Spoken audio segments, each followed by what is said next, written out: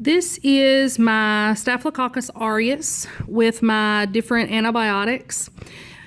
Now, one thing you'll notice in quadrant 1, I have penicillin. Now, we know that Staphylococcus is a gram-positive organism. We would think, oh, penicillin is going to be effective.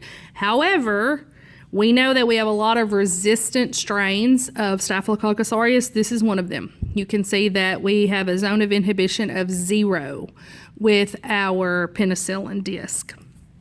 Now we'll go to our novobicin. And that looks to be about 23 millimeters. Our erythromycin, this one's a little bit harder to measure. I do have this little line of colonies here kind of growing all the way or almost all the way up to the disc, but I'm going to measure my zone, and I've got about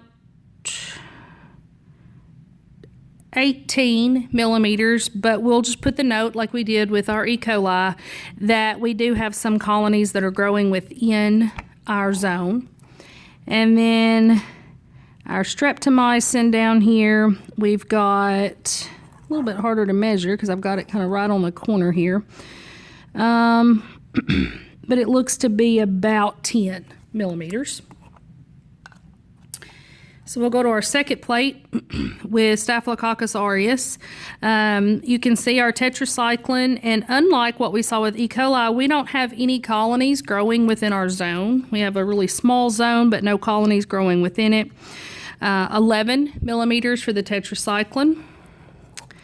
We have 9 millimeters for the neomycin.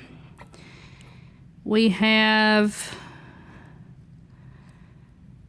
17 millimeters for our chloramphenicol, but we do have a couple of colonies that are growing within our zone. And then with the kanamycin, we're seeing the same thing that we did with E. coli. Bring this a little bit closer, and you can see that we've got some growth within our zone, so we just need to make a note of that on the data sheet. Our zone is about 8 millimeters for kanamycin. And again, you'll do the same thing that you did with E. coli. You'll just compare this to our standardized measurements and determine if the bacterium, in this case Staphylococcus aureus, is susceptible, intermediate, or resistant to the antibiotic.